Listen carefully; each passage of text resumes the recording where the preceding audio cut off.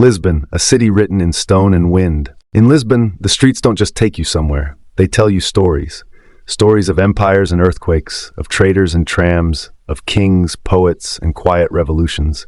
To walk its hills is to travel not just through space, but through time. Let me take you there.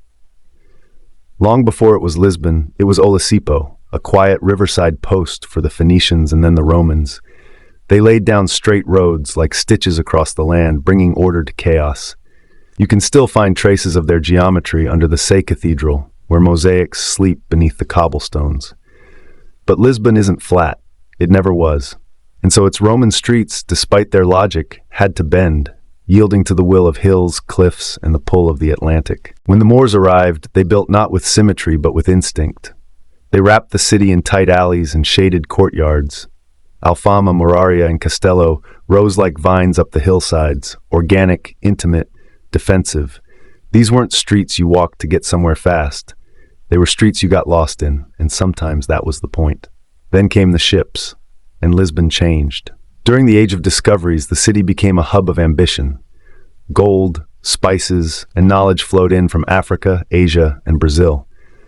The lower town near the river, Baixa, grew into a bustling port, its roads crowded with traders, sailors, and dreams. But the planning? Still messy. The buildings leaned on each other like drunken sailors. The streets were packed and narrow. The wealth was vast, but fragile. And then, the world shook.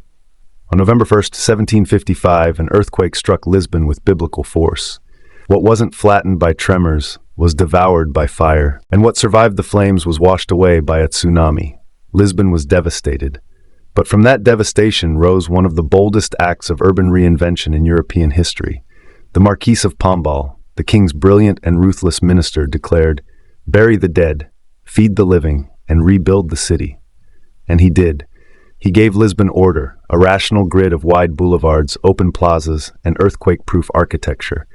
He designed Baixa Pombalina, Europe's first modern downtown, built not for defense, but for progress. Lisbon, reborn, became a city that looked the Enlightenment in the eye and said, "We've survived. Let's build smarter." As the 1800s rolled in, Lisbon stretched its limbs. Inspired by Paris and modern European capitals, it pushed northward. The Grand Avenida de Liberdade cut through old orchards, connecting Baixa to new neighborhoods like Príncipe Real and Saldanha, where iron balconies, gas lamps, and leafy promenades brought a touch of elegance. Here, the streets were no longer survival, they were style.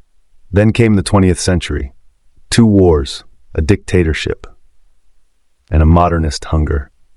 Under Estado Novo, Lisbon built up and out. The Alvalade neighborhood became a poster child for planned urbanism, schools, markets, and parks integrated like puzzle pieces. Then came the metro, slicing beneath the city, and the ring roads that turned Lisbon into a machine for movement. But in the rush for efficiency, something was lost. The charm, the curve, the breath of the old city. By the 1980s, the city was aging, beautiful, but tired. And then, like it always has, Lisbon adapted. The Expo 98 brought the East back to life. From a derelict dockland rose Parque das Nações, a clean, spacious, visionary district with bike paths, museums, and the famous Telecabina gliding over the river like a silver thread in the sky. Historic neighborhoods like Moraria and Intente began to shine again, blending immigrants, artists, and revival.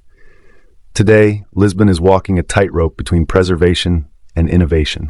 Between the quiet of Alfama and the pulse of LX Factory, between tile and touchscreen and its streets, those old storytellers still whisper every step of the way. Lisbon doesn't unfold all at once. It reveals itself layer by layer, like azulejos behind whitewashed walls, or the smell of roasted chestnuts on a winter hill. To know Lisbon is to drive it, to feel its planning not just in your hands but in your soul. Because Lisbon's story isn't written in books. It's paved in stone,